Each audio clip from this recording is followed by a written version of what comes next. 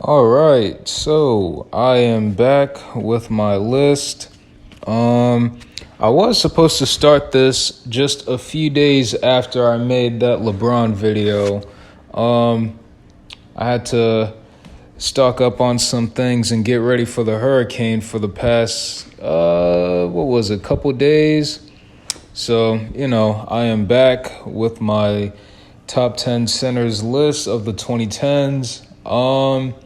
I am now at the top 5 spot. So as we are closing in on this list and I move forward onto the power forwards position, if you guys haven't already, if you guys want to enter the giveaway for the 2K NBA 2K24 that I'm going to give to one of the winners, all you have to do really is just decide on who do you think is the best center in the 2010s decade. I know some people have said guys like Dwight Howard. I think another one said DeMarcus Cousins. As far as I know, I think I only have 2 people that have only, was it 2? I think it's 2 or maybe 3. Yeah, it's 3 because I got everybody's names written down. Okay, so yeah, I only got 3 people that are in the giveaway. So, up to you guys. Not really. That's up to you guys if you guys want to do it or not. It's just a little something I would like to do for my subscribers since I have reached 100 subscribers. Dang, I think it was like a month ago or something like that. But yeah, just be sure to put the name on who do you think is the best center in the 2010s decade, and I'll write your names down, each and every one of your names down, and at the end of this list, I will do a raffle to decide who the winner is of that, of the prize. And it's not a one-time thing. This will be a continuing thing going forward. So once this giveaway is done, I will be doing another one as when I start doing the power forwards list and onward. So I will be doing a poll probably very soon. So yeah. Anyways. All right, so let me see, I think I'm at number 5. Number 10, I had Pau Gasol. Number 9, I had Nikola Jokic. Number 8, I have it tied with Brook Lopez and Joel Embiid. I mean, not Joel Embiid, DeAndre Jordan at number 8. Him and Brook Lopez tied at number 8. And at number 7, I had Joel Embiid. Number 6, I had Karl Anthony Towns. And at number 5, I have the godfather himself. At least that's according to Basketball Reference. I have Al Horford. All right, so where do I start on why I have him at number 5? Well, for one, I will say he's one of the more... He has been one of the more consistent bigs as far as him transitioning his role into guys that were in the paint to a very decent 3-point shooter. I think he started transitioning his game into the outside of the perimeter around, I want to say 2017, I believe. I believe so. But he has been, I don't want to say he has been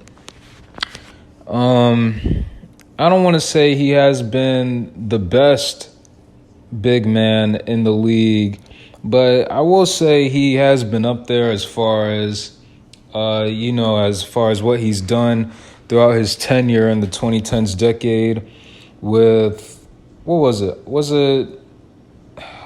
it 6 or 7 years with the Hawks, and 3 of them are with the Celtics, I believe, right? throughout the tenure through those two teams specifically. So his numbers don't pop out very well, but I think as far as when it comes to stuff that aren't really on the stats, he is very impactful. He's one of those guys where it's like the stats don't, his impact doesn't really show on the stat line, if that makes sense. Kind of sort of like how most Golden State Warriors fans say that Draymond Green's impact doesn't really say it on the stats, but you can actually see it, if that makes any sense. You guys know what I mean? And I will say this, he has been one of the best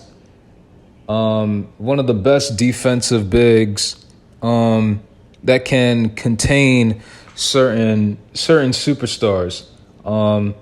Franchise, if you're watching this, I mean, I know you're a Bucks fan, but you got to admit to this. I will say this, him and another player that is also on this list are one of the very few that can contain Giannis, especially when it comes to the playoffs. I mean, I know franchise and other Milwaukee Bucks fans don't want to hear this, but I mean, it is the truth. It is the truth, you know. I don't want to say that their pride will say otherwise. I mean, they will have to admit that at some point, and hopefully, you know, Giannis. I mean, as of right now, Giannis is. I don't think Al Horford can contain Giannis. At least, well, other than that one playoff run in 2021, but we're just specifically talking about the 2010s decade. I think he has only contained Giannis during, when was it? 2018, right? Throughout their two playoff games, I believe him and Giannis are 1-1. Al Horford winning the first matchup in 2018 and Giannis winning the last matchup in 2019. So he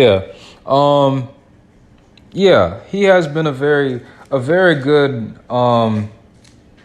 good player throughout his years. Do I consider him a superstar during that time? I don't want to say no. He's definitely not. He is an all-star caliber center.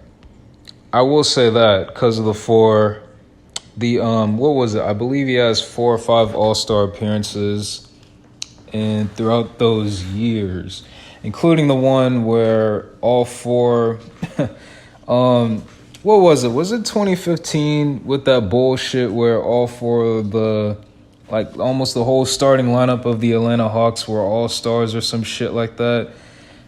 I don't know, man. That was so ridiculous.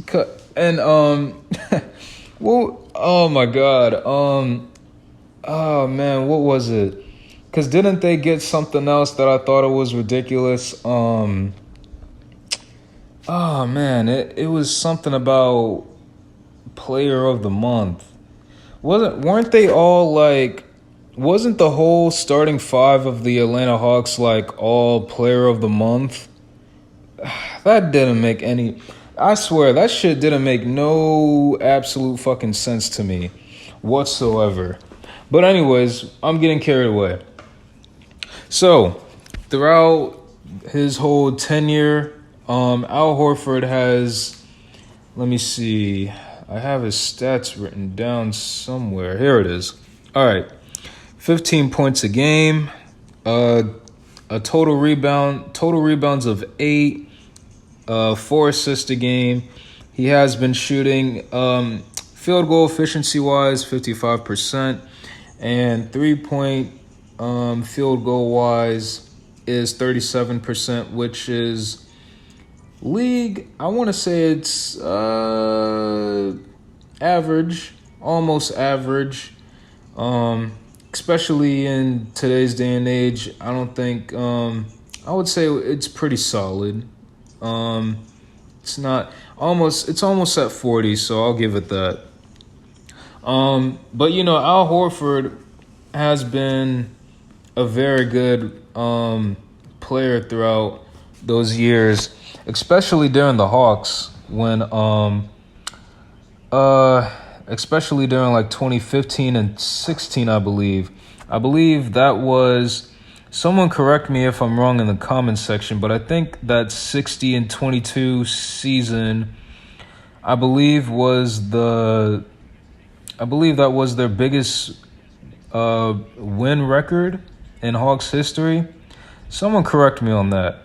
But I think and let me go to his resume. So during the 2010s decade, he has been a 5-time All-Star, including back-to-back in 2014-15 and 15-16 season. Third team All-NBA in 2011 and a All-NBA defensive team in 2018. Now here's something I do want to get off my chest here. He has been to 3 Eastern Conference Finals appearances, one in 2015 and back-to-back in 2017 and 18 with the Boston Celtics. So here's something I want to get off my chest about the 2014-15 Hawks. I had no faith. I mean, look, even though they were the 1 seed, I had no faith whatsoever that this team wasn't going to make it that far. And here's why. Because, how should I put this? They didn't really have that star player that could really get them over the hump. Like, yeah, they were, that 2014-15 team was more of it was sort of a mix of the pre-Kevin Durant Warriors and the San Antonio Spurs with the whole ball movement thing. A little bit of mix with the 2004 Detroit Pistons, where they didn't really have no all-star, not all-star. They didn't really have a superstar caliber player on their team, but them as a whole could really operate the floor and just get things going and closing out the games all together, instead of just giving it to one specific guy to, if they're in a tough situation, they really need that guy to step up. So my thing when I say that I didn't really have any faith in that 2015 Atlanta Hawks, that was the reason why. Like, a lot of people, especially in my generation, a lot of people got to understand that 2004 Pistons team is going to be I don't want to say a once-in-a-lifetime thing, where it's like, if you're not there, you'll never experience it ever again. But it's like, that 2004 Pistons team is so special. Very, very special and talented team compared to this 2014-15 Hawks. Like, yeah, they were special, but they didn't really have that but how should I put it? They didn't really have that factor on, they know they can win these games. Like, yeah, they might think it in their heads, but it didn't really come in tuition when it came to the playoffs. And that was another reason why. So in the first round of that series against the Brooklyn Nets, I think that was the same Brooklyn Nets that had I think that was when Paul Pierce wasn't there and he went to the Wizards. Kevin Garnett was still on that team. I believe Brook Lopez was also still on that team. Who's that dude that played with the Jazz? Darren Williams. So when they played against this Brooklyn Nets team, I a lot of people may have expected this to be a 4-game sweep to 5 games at best. This series specifically went to 6 games, and I believe, didn't they almost lost in game 5 or 6, I believe? I might have to check that when I'm done with this video. But yeah, they almost lost and almost went to a game 7 with the Brooklyn Nets, and they hardly survived through that. Now, I believe the toughest one before they went to the Eastern Conference Finals was against the Wizards. I think that was when Paul Pierce was on the Wizards, and they had like Otto Porter, Margin, Gortat, of course, John Wall, and I think a young Bradley Beal was still on that team. A pretty good young squad. So, yeah, they had to go 6 games against the Brooklyn Nets and the Washington Wizards, which nobody would ever believe that it wouldn't take 6 games for a team that good as that Hawks team was, for them to close out the Wizards in 6 games. You know what I mean? Especially that, I think most people just remember that series because of that Paul Pierce. The 2 buzzer beaters that Paul Pierce hit, one of them count. I believe that was in game 4. Well, was it game 4? Yeah, it was in game 3 or 4, and then the last one was at game 6. That other iconic buzzer beater that Paul Pierce hit, but it didn't really count to really close out that series. And then, of course, they went to the Eastern Conference Finals and got their ass kicked by LeBron and Kyrie and Kevin Love. I don't know why people keep saying, I don't know why LeBron fans say that LeBron closed out that Hawks team, when really that was both Kyrie and Kevin Love, or I'm sorry, just Kyrie, because I think Kevin Love got he got his arm broken off by Kelly Olynyk in that series, right? I think so. So yeah, I mean, Kyrie stepped up to the plate. I don't know why LeBron fans say that it was just him that really closed out that series. But that's something else I'll probably discuss in another video, maybe another time or something like that. But anyway, yeah, they got their ass kicked by the Cavs. I think the closest they probably had at least one game was in game 3.